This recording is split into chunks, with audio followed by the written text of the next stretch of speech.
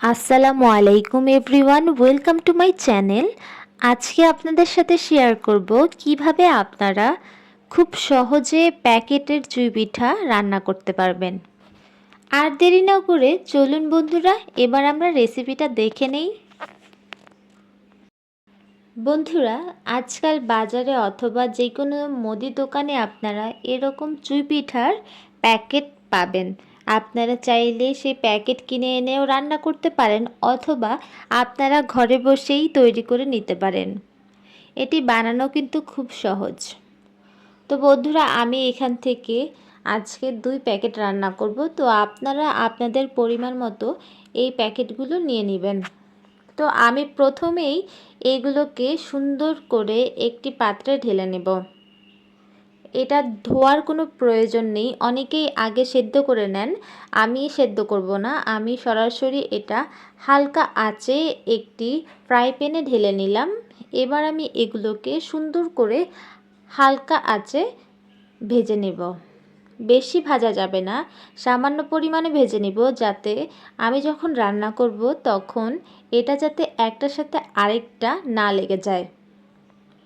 আমি সাথে কিছু বাদাম অ্যাড করে দিলাম। বাদামগুলো যখন আমরা হালকা ভেজে নেব তখন দেখা যাবে বাদামগুলোর গ্রানগুলো খুব সুন্দর আসবে। তাই আমি হালকা আঁচে বাদামগুলো ভেজে নিলাম। তো আমার পিঠাগুলো ভাজা শেষ। এখন হচ্ছে আমি চুলায় দুধ গরম করতে দিয়ে দিলাম। যারা এই পিঠাতে গুড় অ্যাড করতে চান তারা গুড়ও দিতে পারেন, অথবা যারা গুড় খেতে চাচ্ছেন না তারা কিন্তু চিনি অ্যাড করতে পারেন। তো আমি এখানে গুড় দিচ্ছি, আর হচ্ছে তেজপাতা, গরম মশলা দিয়ে দিলাম। তো গুড়টা দেওয়ার পর আপনি আলতো আলতোভাবে এটা নাড়তে থাকবেন, নইলে দেখা যাবে গুড়গুলো নিচে জমাট বেঁধে যাবে।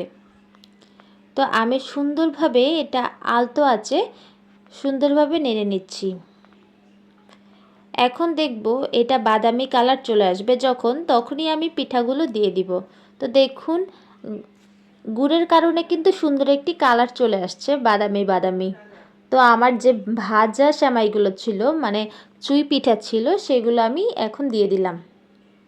দেওয়ার পর আপনি এটা আলতো আঁচে রেখে দিবেন এবং নাড়তে থাকা লাগবে, নইলে একটির সাথে আরেকটি লেগে যাবে। তো দেখুন, পিঠাগুলো এরকম হবে। তো আপনি এটা আলতো আঁচে ঢেকে রাখবেন 20 মিনিটের জন্য। কিছুক্ষণ পর পর আপনি এটা নেড়ে দিবেন, তাহলে পিঠা একটা আরেকটার সাথে লেগে যাবে না। আর অবশ্যই কিন্তু মনে করে সামান্য পরিমাণে লবণ অ্যাড করে দিবেন। তো আমি এখন বাদাম আর কিশমিশগুলো দিয়ে দিচ্ছি। তারপর আমি ঢেকে দিলাম। 5 মিনিট পর এসে আবার নেড়ে দিলাম। দেখুন কি সুন্দরভাবে আমার পিঠাগুলো ফুটতে শুরু করেছে। এখন আমি আবারও ঢেকে দিব কিছুক্ষণের জন্য। তারপর দেখুন কি সুন্দরভাবে আমার পিঠাগুলো হয়ে গেছে। তো আমার পিঠাগুলো অলমোস্ট রেডি, এখন আমি নামিয়ে ফেলব।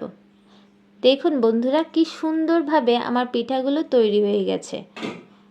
তো বন্ধুরা, ভিডিওটি কেমন লাগলো অবশ্যই আমাদের কমেন্ট বক্সে জানাবেন। আর এই পিঠাটা কিন্তু খেতে বেশ মজা হয়েছে। আপনাদের দেখতে কেমন লাগছে সেটাও জানাবেন। ধন্যবাদ সবাইকে। আসসালামু আলাইকুম।